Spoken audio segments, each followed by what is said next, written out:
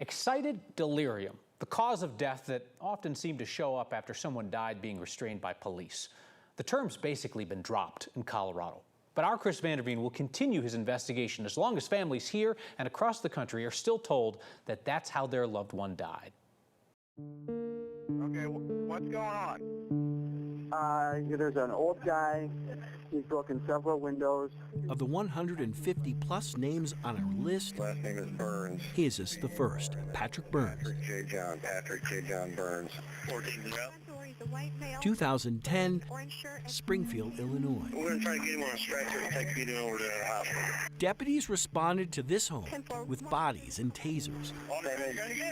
Suspect has tased multiple times. Many while deputies held Burns prone or face down. Yeah, he was my friend.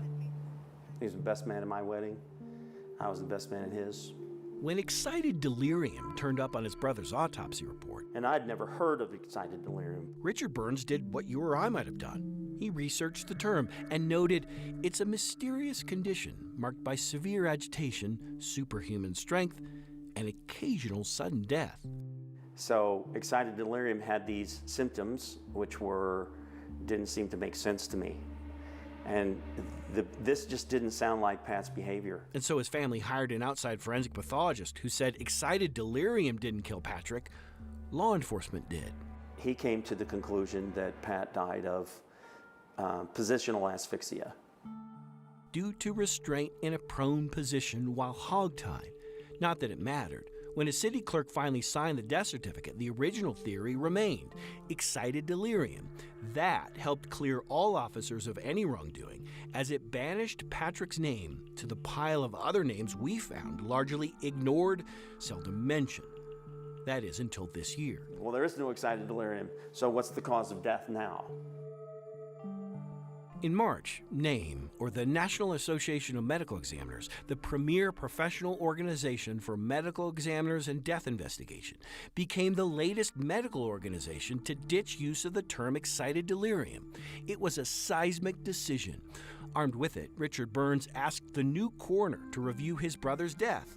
That coroner hired 2 more forensic pathologists. Both of those board-certified forensic pathologists concluded that there was no excited delirium. Both found what the expert hired by the Burns family found in 2010. This was no mysterious medical condition. Had Pat's death certificate amended, so now Pat's death certificate reads that Pat died of positional asphyxia. The first name on our list to lead to that, but potentially not the last. So wherever you go here, it's a beautiful county. Back home, we asked all of Colorado's coroners if, in light of the name decision, would they consider ditching the term too. The coroner here responded right away. It was just this weird catchphrase that was constantly being thrown around, and I was like, this is not a real thing. Emil Sante told us what critics have argued for years, that excited delirium had become a convenient excuse for death of someone in law enforcement custody. He doesn't have a case to review here, but told us any coroner in Colorado shouldn't hesitate to review any and all excited delirium cases. If there are cases out there that you know are inaccurate, I think it's incumbent that you get into it and fix it. 61 out of 64 Colorado coroners responded to our questions. Not one said they would still use the term excited delirium. Will you use excited delirium as a cause of death moving forward? I will not use excited delirium as a cause of death moving forward. Mesa County's coroner also told us coroners statewide can easily review their excited delirium deaths. It can be done. It's really not hard to amend a death certificate. It's just paperwork, but yeah, it certainly can be done. Yeah. Only 7 county coroners told us they have no intention of reviewing deaths tied to excited delirium. One of those coroners. Excited delirium is just a word that's used as a cover-up for the police. The county coroner who concluded excited delirium killed Avina DeLuna's father in 2017. My father had a broken nose, and I could physically see the shoe imprint embedded in my father's cheek. So I knew there was more to the story than what was being said. Alex Gutierrez died in Adams County prone and underneath a pile of officers, one of 2 to die that way that year in Adams County. Both times, excited delirium conclusions led to no charges and little media attention. You've tried to get people to pay attention to your father's case for years, have you not? Yes, I have. Nobody was held accountable. No. The case went away. Yes. Recently, DeLuna sent this letter to the Adams County coroner asking her to review her father's death.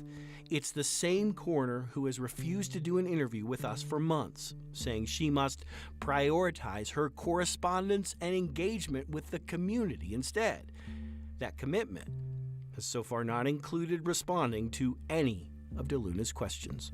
Did excited delirium have anything to do with your father's death? Absolutely not. Chris Vanderveen, 9 News. Last year, in one of the most exhaustive studies on the use of the term excited delirium, a group known as Physicians for Human Rights concluded that the term is rooted in racist and unscientific origins. Here in Colorado, we know coroners use the term more than 24 times to explain those sudden deaths.